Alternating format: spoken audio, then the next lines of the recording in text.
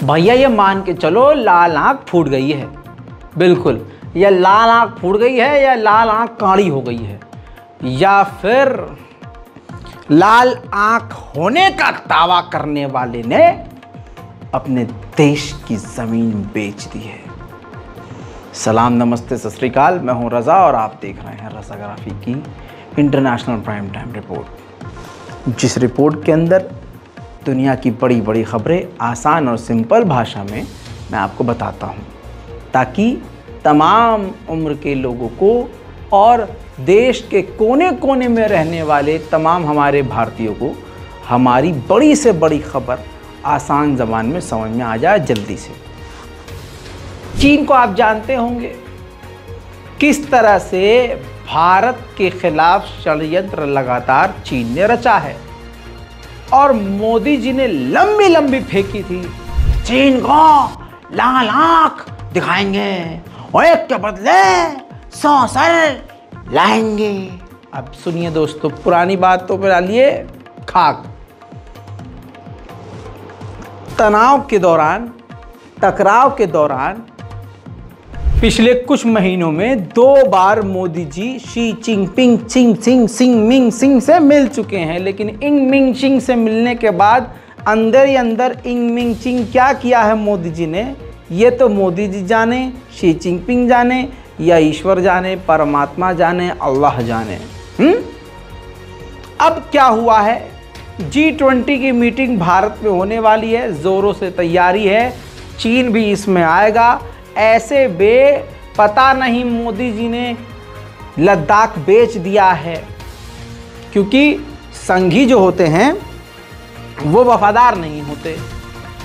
उनका इतिहास है धोखा देने का, उनका इतिहास है झूठ बोलने का, उनका इतिहास है गद्दारी करते हैं और फिर अपना गीत लिखते हैं कि हम सबसे बड़े वफादार हैं।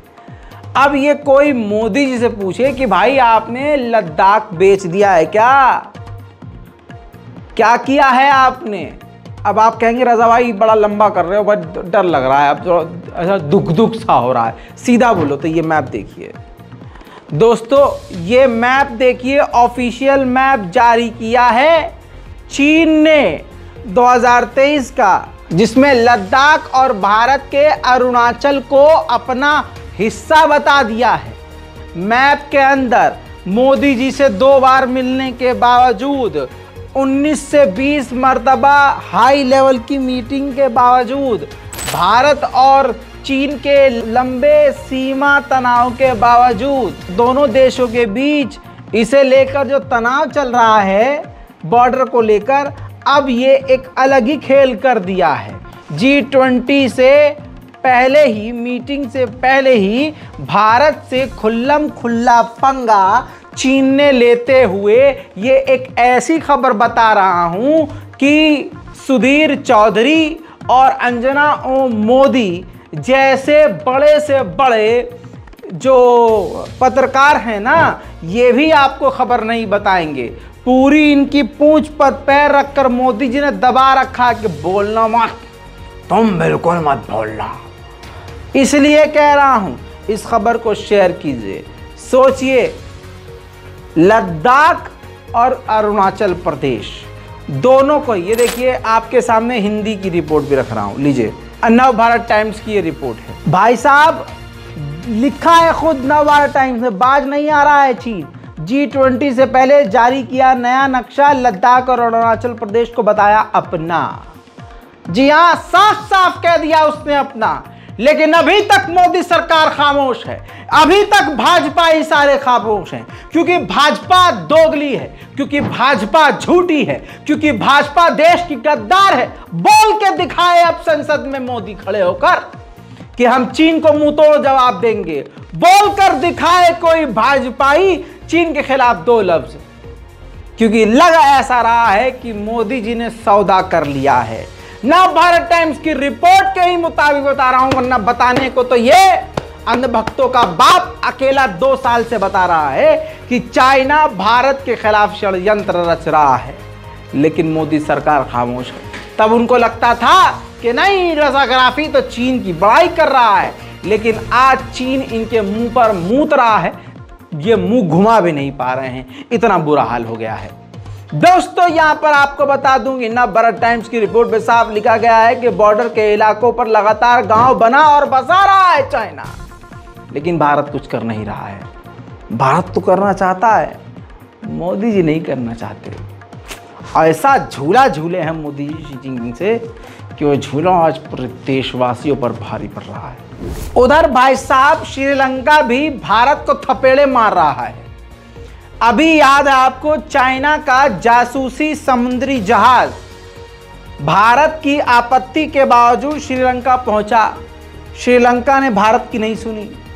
अब G20 की मीटिंग के बाद दोबारा से वो जासूसी चीन का समुद्री विमान श्रीलंका पहुंचेगा, उसकी तैयारी पूरी कर चुका है। यहां पर एक ही वक्त में 2 बार श्रीलंका और चीन ने मिलकर भारत को थपेड़े जड़े हैं।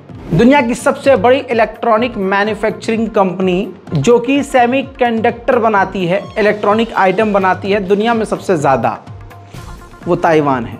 और ताइवान की वो कंपनी है, उस कंपनी के मालिक ने ऐलान कर दिया है ताइवान में पब्लिक के सामने आकर कि मैं राष्ट्रपति चुनाव के लिए तैयार हूं और अगर मैं जीत गया तो 50 सालों तक ताइवान में शांति होगी, और अगर मैं जीत गया तो चीन का हिस्सा ताइवान कभी नहीं बनेगा और मेरे रहते हुए ताइवान अगला यूक्रेन नहीं बनेगा।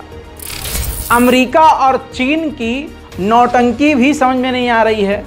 जहां अमेरिका चीन को लताड़ लगाता है, जहां चाइना अमेरिका को पलटकर जवाब देता है, जंग के हालात बने हैं। ऐसे में देखिए अमेरिका के कॉमर्स सेक्रेटरी पहुंची हैं चाइना, किस चीज़ पर बात करने के लिए? बिजनेस को लेकर, ट्रेड को लेकर, व्यापार को लेकर। मतलब हम बेवकूफ़ हैं, हम यहाँ इंतज़ार कर रहे हैं कि अब लड़ोगे, अब मरोगे, अब कुछ करोगे हैं, और यहाँ जो है तुम लोग आपस में अंदर अंदर मिल भी रहे हो, दुनिया को डरा रहे हो कि अरे ताइवान के मामले पर हम तुम्हारे साथ हैं, हम हज़ारों के हथियार तुम्हें देंगे, मिसाइल देंगे, ये देंगे। और चाइना भी खूब धमकियां दे रहा था, लेकिन यहाँ पर कमज़ोरी अमेरिका की नज़र आ रही है, क्योंकि अमेरिका ने अपने नेताओं को भेजा है, चाइना ने नहीं भेजा है। जहाँ मोदी सरकार ने कहा था लाल आंख दिखाएंगे, लाल आंख दिखाएंगे, जिस मामले में कहा था लाल आंख दिखाएंगे, उसी मामले में लाल आंख फूट गई है। 2019 के बाद से भारत और पाकिस्तान के रिश्ते बिल्कुल ख़राब।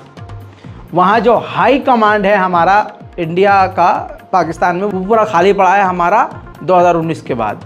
गीतिका श्रीवास्तव नाम की महिला अधिकारी को 2019 के बाद अब मोदी सरकार ने पाकिस्तान के लिए अपॉइंट कर दिया है। यानी मोदी सरकार अपने रिश्ते सुधारने की चाहत रखती है। उधर दोस्तों भारत ने अमेरिका को वार्न किया है कि जिस तरह से बांग्लादेश के चुनावी मामले पर आप प्रेशर बना रहे हैं और इंटरनल मैटर में आप प्रेशराइज कर रहे हैं, ऐसे में बांग्लादेश का झुकाव आपकी तरफ से और हमारी तरफ से हट के चीन की तरफ हो जाएगा और आप देखते ही रह जाओगे। लिहाजा सब हल करो। चांद पर उतरने के बाद अब भारत एक सैटेलाइट सूरज के इर्द गिर्द चक्कर लगाने के लिए भेजने वाला है, जिसका नाम होगा आदित्य L1।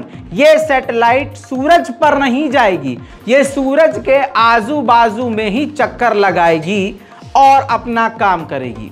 देखना यह है कि ये कोई तैयारी है 2024 के स्टंट की। हालांकि जिस प्रकार से चंद्रयान 3 पर सिर्फ मोदी का फोटो लगाकर तस्वीर दिखाई जा रही है, ऐसा लग रहा है कि ये सिर्फ और सिर्फ जो है चंद्रयान 3 का क्रेडिट मोदी को देकर 2024 का एक चुनावी टूल बना लिया गया है।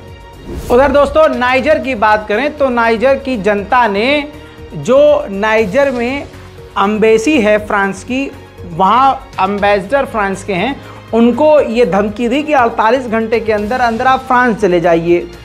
इस पर 48 घंटे गुजरने के बावजूद फ्रांस का एम्बेसडर नहीं वापस गया।